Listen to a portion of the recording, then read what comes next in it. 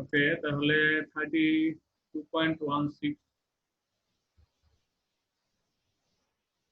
বলা হয়েছিল, তোমরা একটু চেষ্টা করো। আচ্ছা ঠিক আছে, আমি তারপরও দেখাই দিচ্ছি।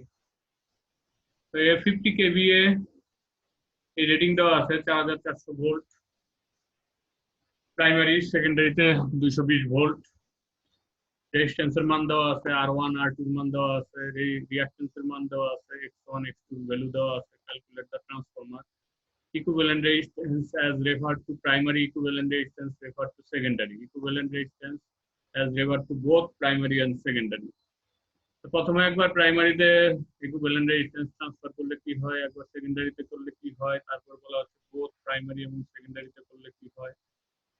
ঠিক আছে, তা এগুলো করে আমাদেরকে অনেক কিছুই বের করতে বলা হয়েছে, মোটামুটি যা আছে সবকিছু এই অঙ্কে বের হয়ে যাবে। তা আমরা ফুল লোড কারেন্ট যেটা আছে সেটা আমরা বের করে নিচ্ছি। প্রথমে আমাদের রেটিং দেওয়া আছে 50 kVA। এটাকে আমরা যদি full load primary current I one আমরা বের করতে পারি, এবং full load secondary current I2 আমরা বের করতে পারি।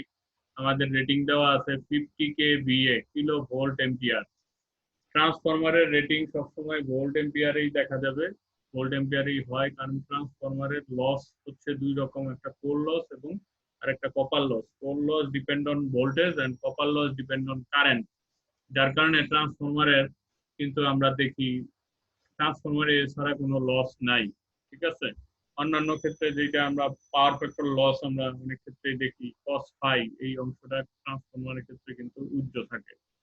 যার কারণে কিন্তু বেশিরভাগ ক্ষেত্রেই আমরা দেখবো, অলমোস্ট সব জায়গায় আমরা দেখবো ট্রান্সফরমার রেটিং কেভিএ তে হয়, এবং এটা একটা নর্মাল কোশ্চেন ভাইভাতে, যে why transformer rating on kVA, kilo volt ampere or MVA, volt এম্পিয়ারে কেন করা হয়। এটা তোমরা এর ভিতরেও পাবা, এই যে তোমাদের যে পিডিএফ বইয়ের পিডিএফটা দেওয়া আছে এই ট্রান্সফরমার চ্যাপ্টারেও খুব সুন্দরভাবে এটা বর্ণনা দেওয়া আছে, এটা তোমরা খুঁজলেই পেয়ে যাবে। তাই এখান থেকে আমরা ফুল লোড কারেন্ট প্রাইমারির জন্য বের করব 50 kVA, মানে 50,000 volt ampere divided by in primary voltage 4400 volt এত এম্পিয়ার। I2 আমরা পেয়ে যাব 220 ভোল্ট, এখানে ভুল লেখছে একটু, একটা দুই বেশি হয়ে গেছে, একটা দুই কাইটা দিবা। তা আমরা এখান থেকে কিন্তু আমরা আবার কে এর মানও পাইতে পারি, V2/V1 দিয়ে কে এর মান পেয়ে যাব। তা এখন প্রথমে আমরা R01 এর মান বের করে নিই। যদি আমরা সব প্রাইমারিতে ট্রান্সফার করি, R1 R2/K², এটা থেকে R01 এর মান পাবো, R02 এর মান পাবো। R02 সমান সমান কি, R2 plus K² into R1, K² into R1 দিয়ে R02 এর মান পেয়ে যাব। অথবা আমরা R02 এইভাবেও বের করতে পারি, R02 K² ইন্টু R01, এটা দিয়েও বের করতে পারি। দুইটা ভ্যালু সমানই আছে, এটা দেখাইছে। X01 এভাবে পাইতে পারি, X01 বলতে মানে বুঝানি বা যে সবগুলো যে সময় প্রাইমারিতে কনভার্ট ট্রান্সফার করা হয়, আর 02 মানে সব রেজিস্ট্যান্স ইন্ডাকটেন্স যখন সেকেন্ডারিতে ট্রান্সফার করা হয়।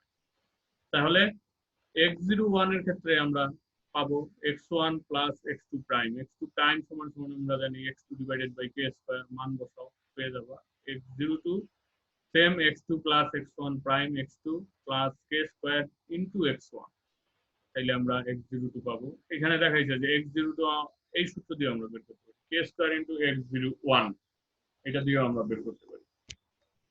ঠিক আছে, তারপর এখান থেকে তুমি Z01 পেয়ে যাবে, Z01 এবং Z02 একই সূত্র, √R01² প্লাস X01²। ঠিক আছে, আর X02 ও এইভাবেই তুমি পেয়ে যেতে পারো, Z02 Z02 এই সূত্র দাও দিয়ে পেতে পারবা, মানে বের করতে পারি আমরা।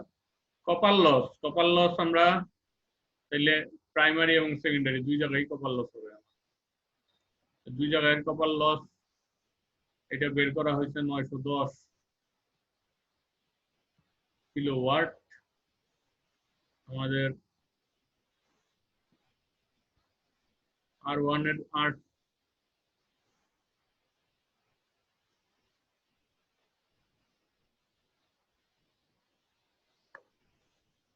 R2 R1 এখানে হবে R1, সরি এখানে কিন্তু R2 লিখছে, এটা হবে R1, ঠিক আছে, এটা হবে R1। এটা দেখাইছে, তোমরা দেখো যে এর আগে একটা প্রশ্ন করা হয়েছিল যে সারা সম্ভবত কতদিন করছিল প্রশ্নটা, যে স্যার এটা করে আমাদের কি সুবিধাটা কি, প্রাইমারিতে সব নিয়ে যাচ্ছি অথবা সব সেকেন্ডারিতে নিয়ে যাচ্ছি, এটা করে আমরা কি সুবিধা পাই। এটা করেই দেখো এখানে এটাই দেখানো হয়েছে যে কপাল লস তুমি যদি আলাদা আলাদা দুইটা বের করে যোগ করো 910 আসতেছে, এখানে R1 হবে, এটা R1 হবে, R1 এর ভ্যালুটা এখানে গুণ করবো, I1 square into R1 plus I2 square into R2, এটা করলে দেখো 910 ওয়াট আসতেছে।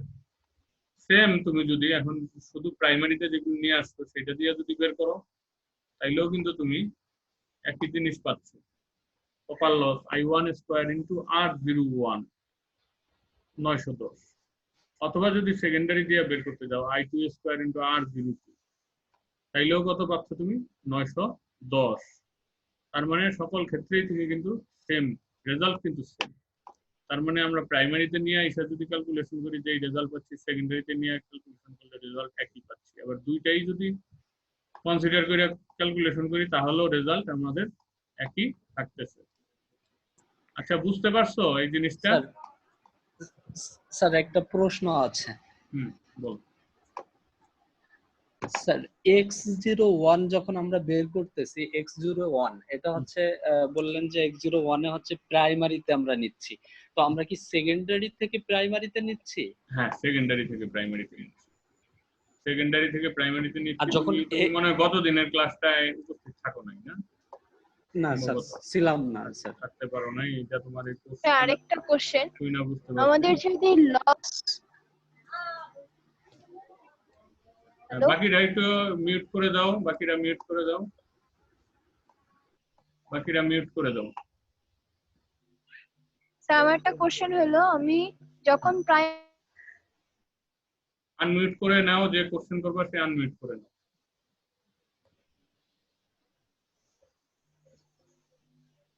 হ্যালো স্যার, আমার প্রশ্ন হলো যে আমি প্রাইমারিতে যখন রাখতেছি তখনও সেম লস, সেকেন্ডারিতে যখন করতেছি তখনও সেম লস, আবার দুইটাকে আলাদা আলাদা করে করলেও সেম লস আসতেছে, তাইলে আমার ইকুইভ্যালেন্ট কি শুধু ক্যালকুলেশনের সুবিধার জন্য?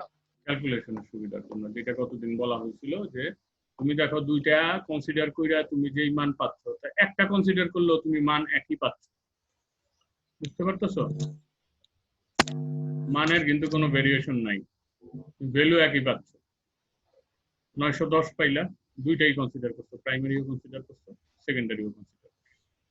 আর এই ক্ষেত্রে শুধু প্রাইমারিটাকে মানে সেকেন্ডারিটাকে প্রাইমারিতে নিয়ে আইসা R01 যেটা পাইছিল সেটা কনসিডার করলাম, 910 আসলো, মানে টোটালটাই পাইলা তুমি।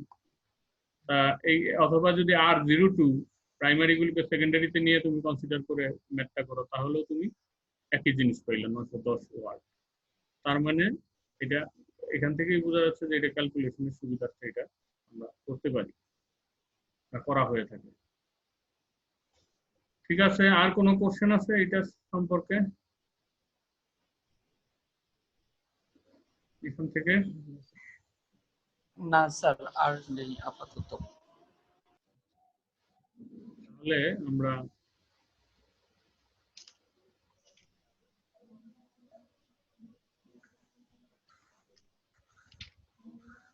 এই ম্যাথটা করা যেতে পারে, ম্যাথটা তো বড় ম্যাথ দেখা যায়, দেখি আর কোনটা কোনটা করবো আমরা। 32.17 আর 18 কি লাগবে না? 17 আর 18 না?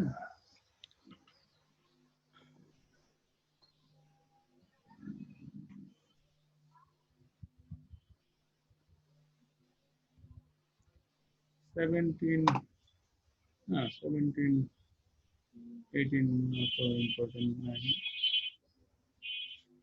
না 17 18 প্রয়োজন নাই, এটা বাদ দাও।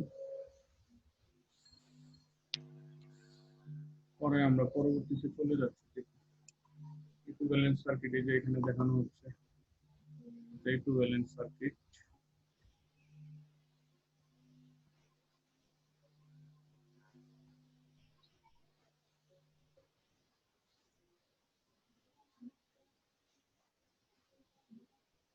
আমি একটু সময় নিচ্ছি, আমি একটু দেখছি আর কি কোন জিনিসগুলি বেশি ইম্পর্টেন্ট। এই যে এখানে দেওয়া আছে why transformer rating in KVA, এটা একটু করে নিবা, ঠিক আছে?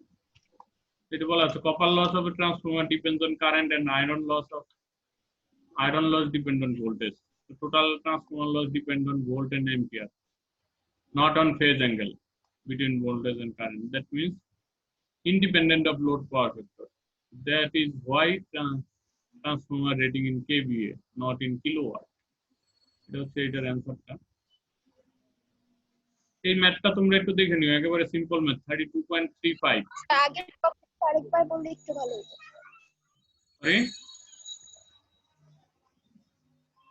ট্রান্সফরমার রেটিং কেন কেভিএ তে এটা? জি স্যার।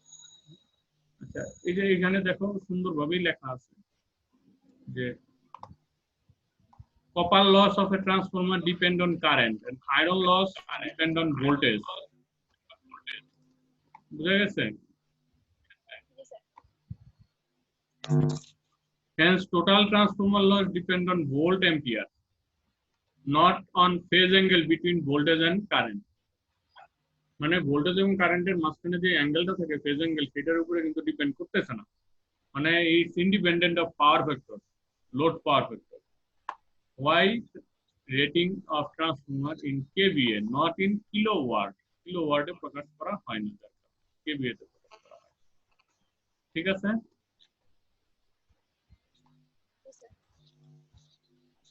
বুঝা গেছে?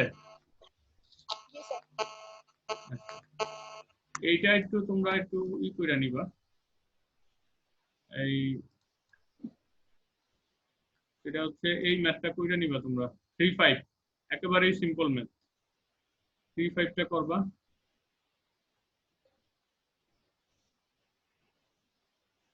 এইখানে একটা ম্যাথ দেওয়া হয়েছে, এটা আমরা একটু দেখি।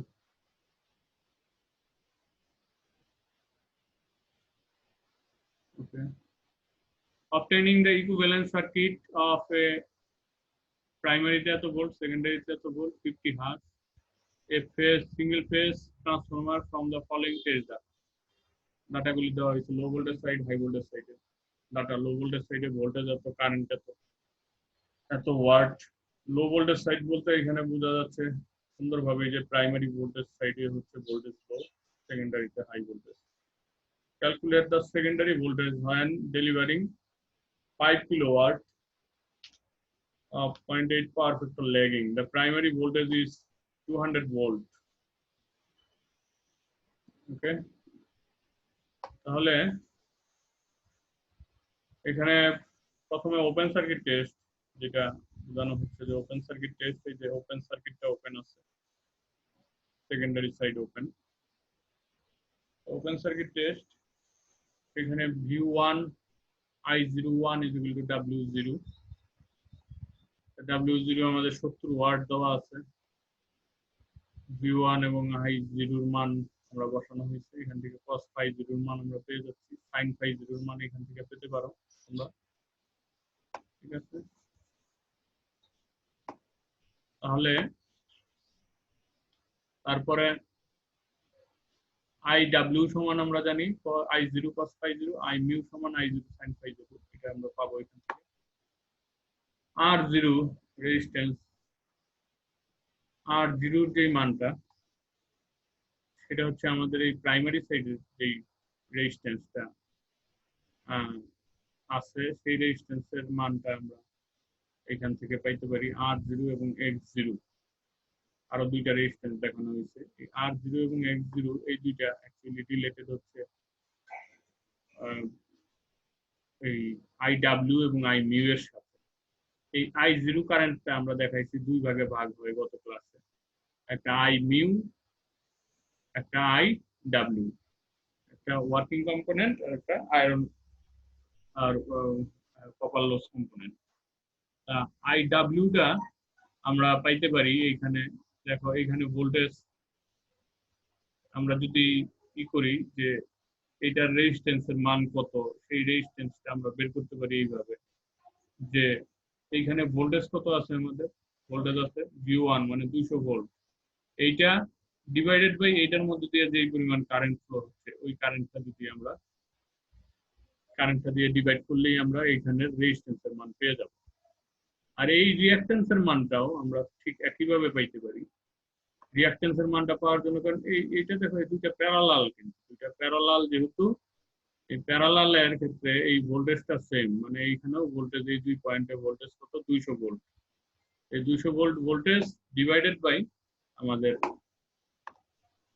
এইটার মধ্যে দিয়ে কারেন্ট কত যাচ্ছে, আই মিউ কারেন্ট যাচ্ছে, আই মিউ কারেন্ট দিয়ে ভাগ করলে আমরা এই x0 এর মানটাও পেয়ে যাব।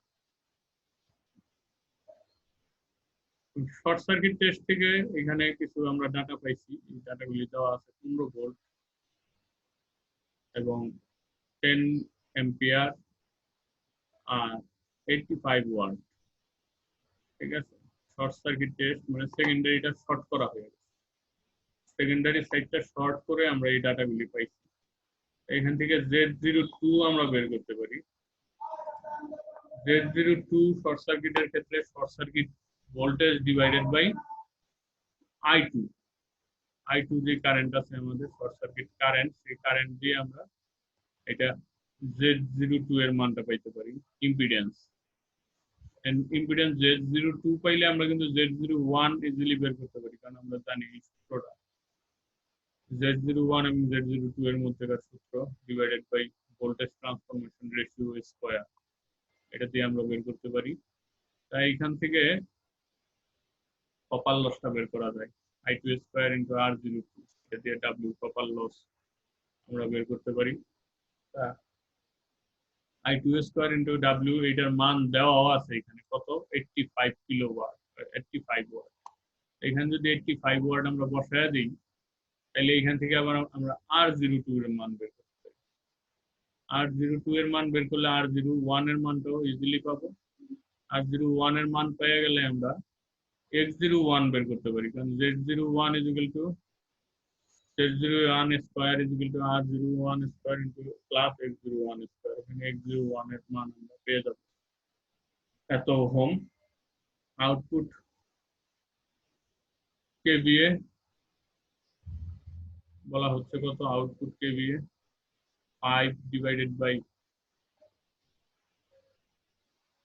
আচ্ছা, calculate the secondary voltage when delivering 5 kilowatt as a power factor lagging the primary voltage being 200. Secondary voltage বের করতে বলা হয়েছে, আরেকটা জিনিস বের করতে বলা হয়েছে। তাহলে আউটপুট কেভিএ আমাদের এত, পাওয়ার ফ্যাক্টর যেহেতু দেওয়া আছে এবং কি দেওয়া আছে, when delivering 5 kilowatt. Delivering 5 kilowatt মানে কি, সে আউটপুট দিচ্ছে 5 কিলোওয়াট, মানে সেকেন্ডারি থেকে 5 কিলোওয়াট আউটপুট পাচ্ছে। এবং আবার ওই সেকেন্ডারি সাইডে আউটপুট যে দিচ্ছে সেই ক্ষেত্রে ওই লোডের পাওয়ার ফ্যাক্টর কত সেটাও বলা আছে 0.8 পাওয়ার ফ্যাক্টর। তাহলে পাওয়ার ফ্যাক্টর দিয়ে ভাগ দিতে হবে, কারণ 5 কিলোওয়াট দিচ্ছে পুরোপুরি কিন্তু পাচ্ছে না পুরোপুরি, কারণ হচ্ছে 0.8 আবার পাওয়ার ফ্যাক্টর মানে 80% পাচ্ছে। তাই 0.8 দিয়ে ভাগ দিলে আমরা পাবো আউটপুট কেভিএ অ্যাকচুয়ালি কত, কেভিএটা কত। আউটপুট কারেন্ট কত সেটাও আমরা পাবো এখান থেকে। তাইলে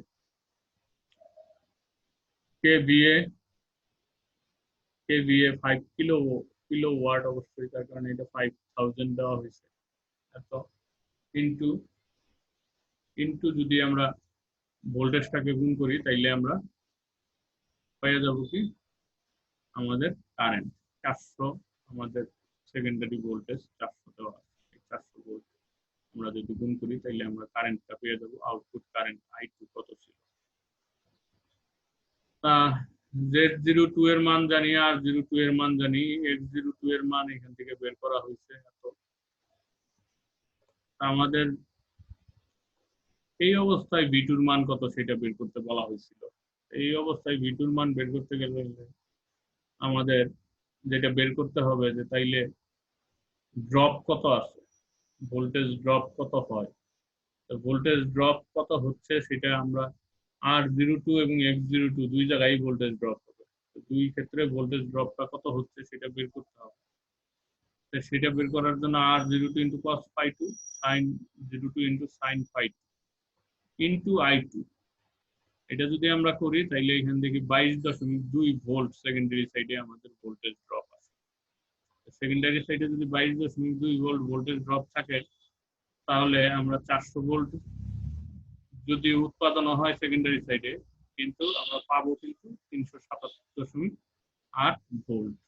এটা কোশ্চেনে এটা বলা আছে, calculate the secondary voltage when delivering 5 kilowatt at এত power factor lagging, the primary voltage being 200।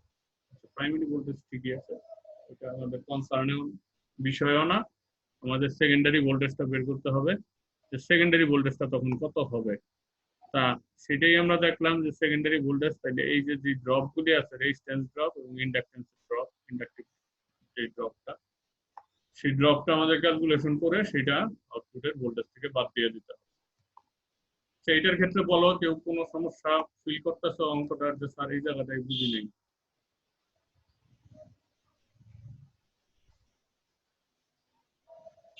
Hello,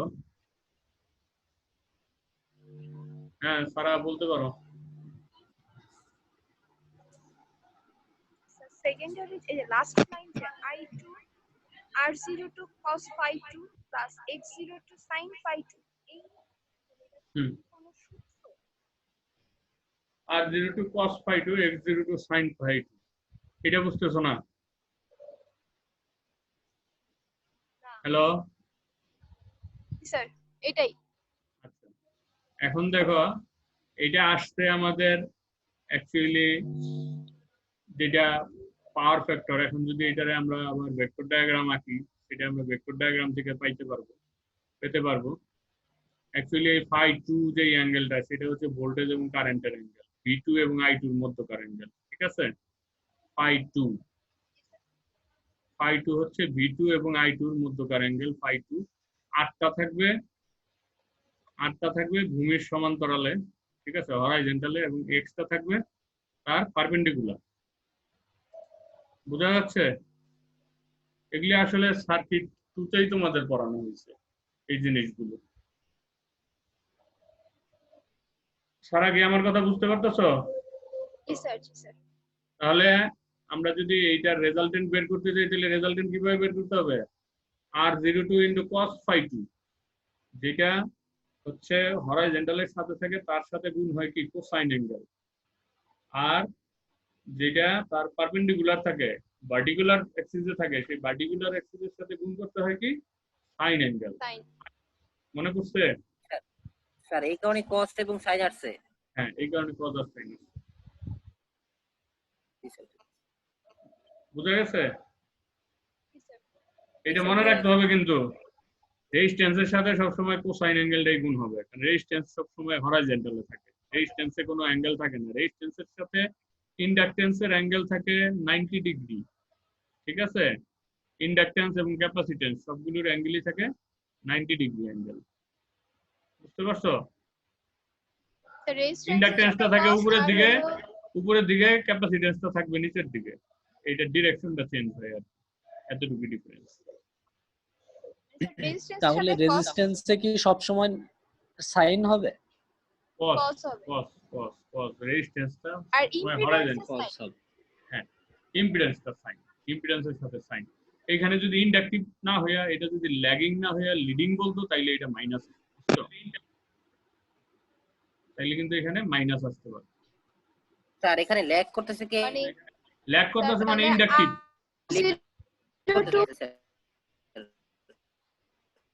lag মানে ইন্ডাকটিভ আর লিড মানে ক্যাপাসিটিভ।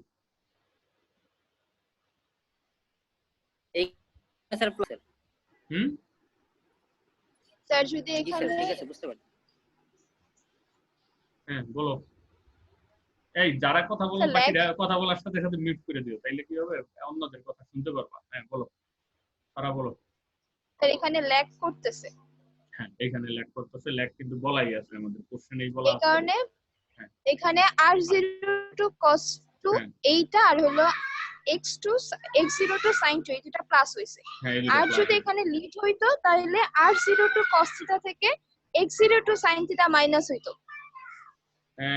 লিড হইলে, হ্যাঁ লিড হইলে আমাদের এটা ক্যাপাসিটিভ যদি রিঅ্যাকট্যান্সটা ক্যাপাসিটিভ হয়, রিঅ্যাকট্যান্স ক্যাপাসিটিভ হইলে সেই ক্ষেত্রে কিন্তু আমাদের মাইনাসই করতে হবে ভোল্টেজ। তখন ভোল্টেজ কি মাইনাস করতে হবে, যে- ভোল্টেজ মাইনাস, আমার কথা বুঝছো, ভোল্টেজ মাইনাস। কিন্তু যদি তোমাকে বলা হয় যে ইম্পিডেন্স বের করতে, তাইলে কিন্তু তুমি আবার মাইনাস করলে হবে না। কথা বুঝতে ভোল্টেজ পারছো? মাইনাস ভোল্টেজের ক্ষেত্রে হইলে প্লাস হবে এবং মাইনাস হবে, এই দুটো সাইন ইউজ করা হবে ভোল্টেজের ক্ষেত্রে। ক্যাপাসিটিভ যে সময় হয় সেই সময় আমরা এটাকে মাইনাস করে দিই। এই কি ব্যাপার, এত আওয়াজ হচ্ছে কেন? আসান ব্যাপারই আওয়াজ করতেছে, নয়েজ করতেছে। আচ্ছা, আমরা সামনে আরো ম্যাথে যাই, ম্যাথে গেলে দেখবো আরো বিভিন্ন রকম প্রবলেম গুলি আসবে, ঠিক আছে? সেটা থেকে আমরা দেখতে পারবো আর কি আরো কি ঘটনা ঘটে না ঘটে, ঠিক আছে? এটার পরে আমরা যে ম্যাথটা করবো দেখি কোনটা করা যায়।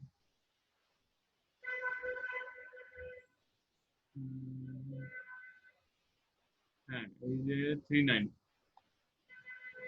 39টা আমাদের হাতে সময়ও নাই, 9 মিনিট সময় আছে, এরপরে আবার এটা 40 মিনিটের বেশি থাকে না আর কি, এই হচ্ছে একটা সমস্যা।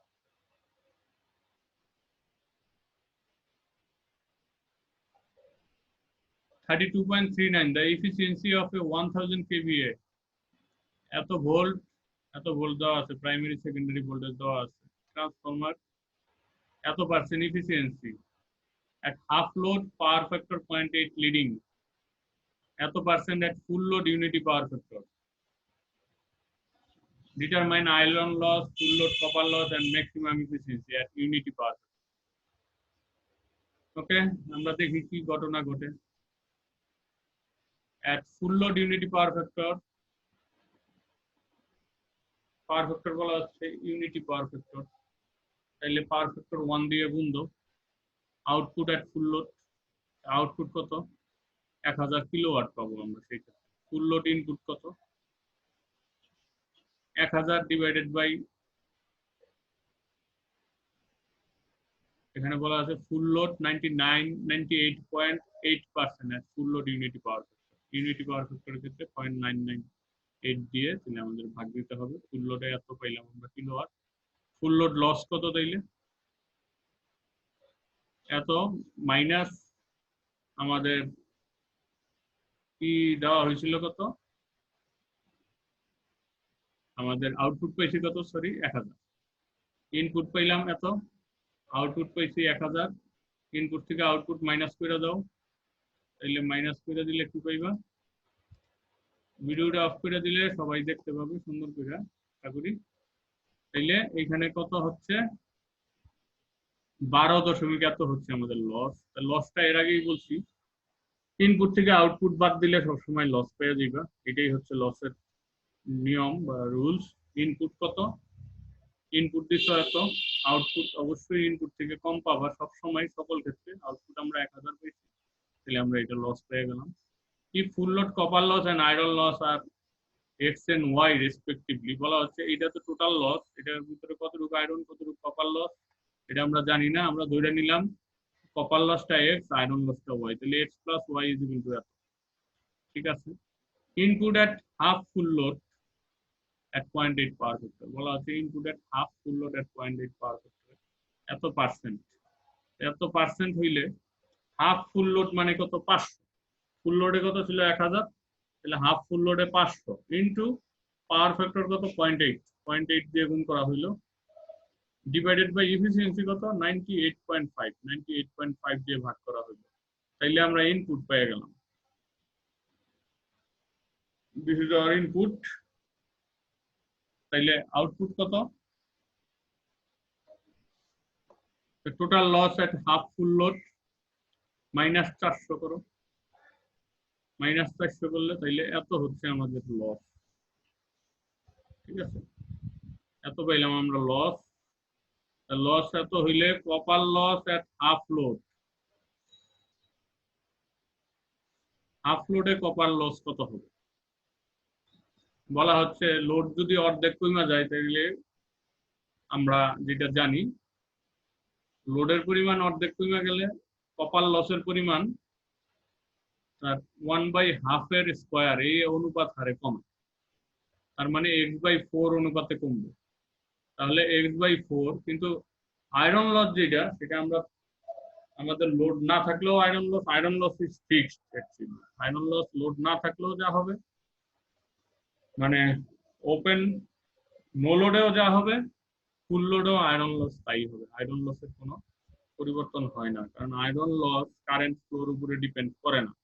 আয়রন লস ডিপেন্ড করে হিস্টেরিসিস লস এবং কোর লসের উপরে। হিস্টেরিসিস লস এবং কোর লস এটা সবসময় সমান থাকে, তার কারণে এটাকে ফিক্সড লসও বলা হয়। লসটা ভেরি করে হচ্ছে কপার লস। এটা কারেন্ট বেশি গেলে কপার লস বেশি, আই স্কোয়ার আর লস বেশি। কারেন্ট কম প্রবাহিত হইলে আই স্কোয়ার আর লস কম হয়। এই হচ্ছে ব্যাপার। তাহলে এটা সমান সমান এত আমরা পাই। এত পাইলে আমরা তাইলে দেখি এখন কি হয়। তাইলে আমাদের x এর y এর মান আমরা বের করতে পারি। এই দুইটা সূত্র পাইলাম, এটা একটা এবং এইটা আরেকটা। এই দুইটা সূত্র থেকে এইটা যদি বাদ দাও, x কাটাকাটি y কাটাকাটি চলে যাবে, x এর মান পাইবা। তারপর আবার যে কোনো একটা x এর মান বসায় দাও, তাহলে y এর মান পেয়ে যাবে। তাহলে তুমি x আর y এর মান, কপার লস এবং আয়রন লসের মান পেয়ে গেল। এত KVA for efficiency, maximum efficiency equal to 1000 divided by copper iron loss into divided core loss. Maximum efficiency এটা আমরা একটা সূত্র এটা এখানে ইউজ করা হয়েছে, KVA for maximum efficiency and maximum। এই সূত্রটা হয়তো মাঝখানে কোথাও দেওয়া আছে, আমরা যেটা স্কেপ করে চলে গেছি, যেটা হচ্ছে iron loss divided by copper loss root over iron loss divided by copper loss into হচ্ছে আমাদের যে input output KVA, that is 1000। এটা দিয়ে KVA ম্যাক্সিমাম আমরা পাইতে পারি, for efficiency maximum, sorry, KVA for maximum efficiency.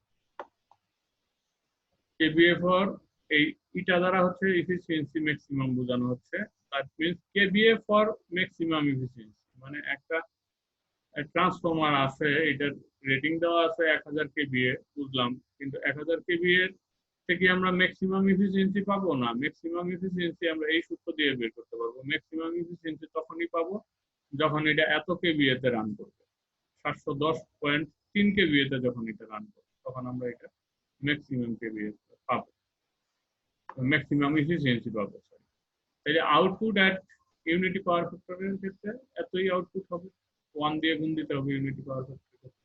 এবং ম্যাক্সিমাম এফিসিয়েন্সির ক্ষেত্রে আয়রন লস এবং কপার লস বলা হচ্ছে আবার দুইটা সমান হবে।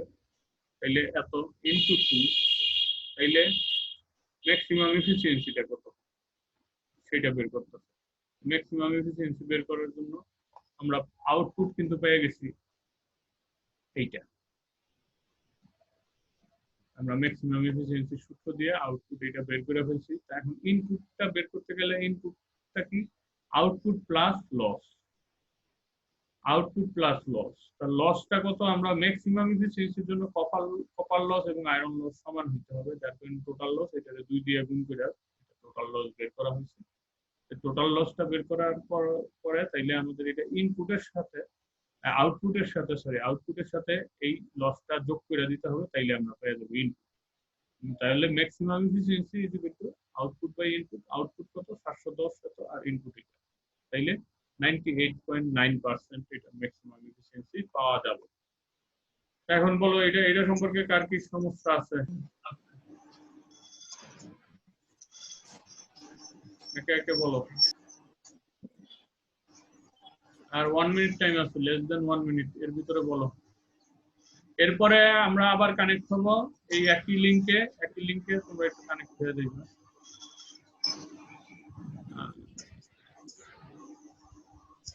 এটার মধ্যে কি আর কোনো সমস্যা আছে? শুনতে পাচ্ছ আমাকে? কথা কথা বোঝা যাচ্ছে? স্যার মাঝে মাঝে কেটে কেটে যায়, আবার মাঝে মাঝে কেটে কেটে যাচ্ছে। এটা তো এখন ব্যাপার হচ্ছে সবাইকে একসাথে কইরা দিলে সমস্যাটা হয়। এখন বলো, যার প্রবলেম আছে সে আনমিউট করে তারপরে বলো।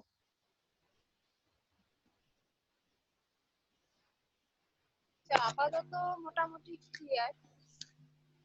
আচ্ছা,